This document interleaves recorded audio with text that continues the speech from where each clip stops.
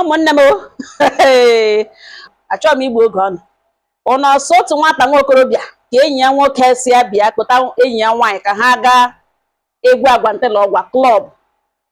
na enwere ebe ya enyopụrụ na ebe ahụ na ọgwụ ogwu na ihe a na-agba dị na ọwụ anụmatụbatụbụ na ihe a na-agba dị na ọsa nsụrụgede. Enyi ya nwoke nụta ga-akpọta enyi ya nwaanyị nụtara mara mma ka anụ agaala ha klọb erute klọb ya hụ na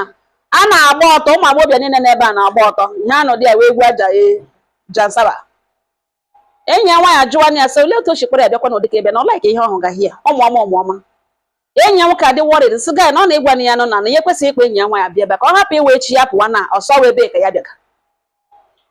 Ọ ya ka ha mee ha bịa dị worried ebilie ọrịdị nwata nwoke ihe ekwene ya na-eme ka okpere enyi ya nwaanyị lagata ya ihe apụọla ahụ n'ụzọ. Ụmụnne m ndị ụmụazị oji abalị aga jicha mma na aks ablọk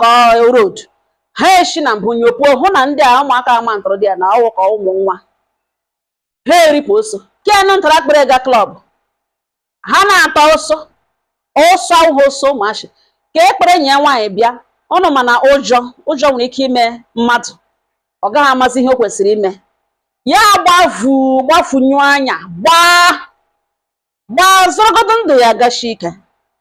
Enyi ya nwoke anụ ntara akpịrị ha gaa egwu Agwantịlọgwa uwe onye shere dis girl n'oso zọọ ya ndụ n'ihi na ụmụaka bịara gbaliwe egbe elu zọọ ya ndụ so ya na-asị ya gbawana ya nọrọ n'ihu na ya gbawana ya kwa ya n'azụ dị mee na enyi ya nwoke enweghị onye ma ebe ụjọ buru ya ga ka aha agba tigishi another street bihe enyi ya nwaanyị zọgodo isi onwe ya gbalaga kele adịzi na ngwa ngwa isekiozi enyi nwaanyị enyi ya nwoke anụ ntara shere ya n'aka na-agba ọkwa ọ na-agba ya na-agwasị agbashi ike na ụmụaka akpara aka na ha ga-akpakwa ya nga nke nwaanyị na-agba na-ele anya n'azụta na-elekwado enyi ya nwoke ya sị ya don't worry na ọ gbafuole n'otu ilu isi ọ zọọla ndụ ya gawa na ya chọọ ka ihe mee ihe ọ nọ n'azụ nwatakịrị na-egwugwe nga ha gbagoso ha gbagidere rute ebe dị secured ha gbakpo na the street shi na the street nweta onwe ha na the compound baizie ebe ndị mmadụ nọ.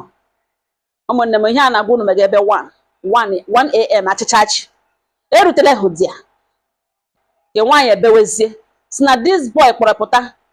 ọpụ na onweghị moto ya take risk ya na ya abụọ bịa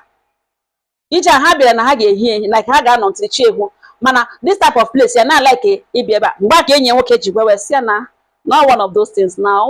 nwere n'otoshi kpọ ya bịa na nwa onye hụrụ mmadụ n'anya gakpeli ya bịa dịka ebe a this girl a conclude na the guy na ọ dị wayward na ọwụ na ọ maara ihe legodo so na ọ ebe ụdịka ebe a ka nọ nke a na-edenwezi ahụ na ọ wee enyi ya nwoke because gịnị ka nwaanyị ekwuole na ọ dị n'ova otu a ka esi mewezie ozugbo ọ sọsidiri na iseparate ha abụọ obiọma akpa ya nwatakịrị na-agawakwa ọkwa is na-asị if na ọ bịakwa yiwakwa ya onwe ọ gawara hapụgacha ha abụọ kpamkpam gawara onwe ya nwe onye ka ọ gachiri back gawara onwe ya end ya relationship ya na enyi ya nwoke la zụrụ fon ọzọ tige blọk ya everywhere nke nwoke arịọrịọrịọ send ya meseji onwe ha ekweghị ege tụpụdịrị ọnụ blọk ọchịcha ya ebe niile ya gawara n'onwe ya gawara onwe ya ọ ya ka this boy mere after 2 years ịma nwoke ije nwoke nwere otu o si adị the boy anọkwata ego abịa zụkwa na moto na-eme ọfụma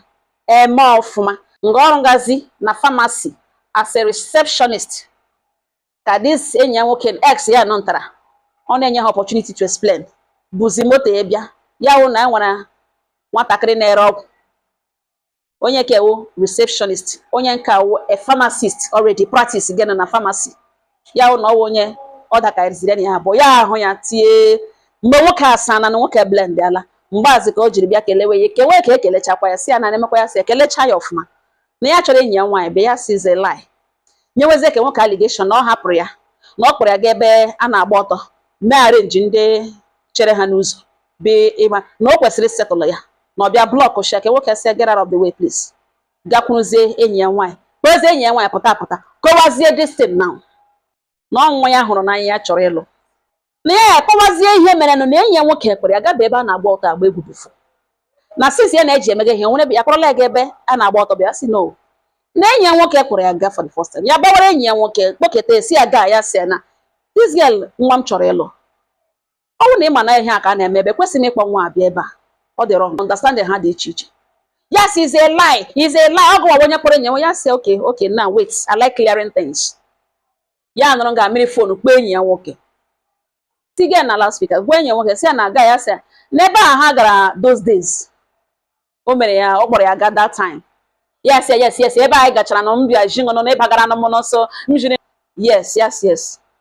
na enwere any other place dị like that ịma ọ na ọ ya nwa na amatakịrị ebe dị otu ahụ enyi ya nwoke achịwa se ebe ahụ na akwa ya kpere na ya ga-eji ya ebere mmụọ na-abara ya that day na enwere other places dị mma like that ya sị oke na emecha na ọ ga-akpọ achị ya jụọzie dị ga-ese hụ na kemgbe nne jiri m ya na ya gabe na that day will force ya nwa ịga klọb ebe ụmụ nwaanyị gba ọtọ dị ga-ele werezi ikpere gbaa ya n'ọkwa ya sọdla late na ọ bụrụ onye na opportunity ime explain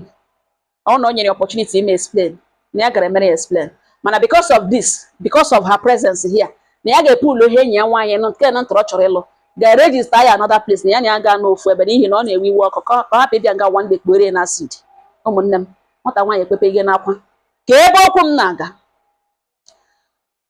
onye mere mistake ọ bụrụ na ọ jụrụ nke nwoke ya prove ore na ụdị ọbụla ọ chọrọ iji mata ya prove ore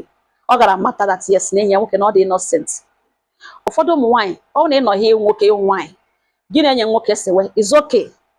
ụnụ abụọ sewe okwu ọ dị okay mana enye ṅụ onye gị na ya mega ihe opportunity to explain what happened ọ dị very very wrong mgbe ụfọdụ ụmụ nwaanyị na-ewe iwe na-emebi ihe mgbe niile ọ dịghị na ngwa ngwa iguhuru zogashi ike mgbe niile ya na-eji ịchọ ka a na-arịọ nke a na-ekwe ụfọdụ ga-ekwechiri na-eme ya ka ọwụ nga live nwoke ahụ nye nwa onye gị na-emega ihe opportunity to explain ọ na-adị very very important ụmụnne m gị werekwana nwoke nọ nga na iwu enyi nwoke onye gị na-emega ihe gị na-achọ ụzọ aghụghọ na onye enyi nwoke o enyi nwaanyị no deserve this person onye dị too good achọ uwe ị ga-eji gbagara ha aja na garị marakwa amara na kama a na-ehi ụra ihe ọbụla mmadụ metere na ndụ a ụgwọ ọrụ ya nọ na-eche ya ịhụ ihe ọma kpọ ihe ọma ga-abịara gị pụtakwa na mmadụ deserve ihe ọma ga-enyekwa nsogbu ịbịa na ọ bịakwa abịa oke ga-abịara na oke ga-agba afọ ọ dị mkpa ka ị mara ihe ị na-eme around your fellow human being especially onye ahụ trust onye ahụ ga-wee kpọ ya si ya bịa ya abịa ejila onye ahụ egwu ọ gị kpọpụta irupụta gị irugo n'ọkụ ụgwọ ọrụ nọ na-eche ọ nga ọha nọ m n'ọnụ udo dịrị ọnụ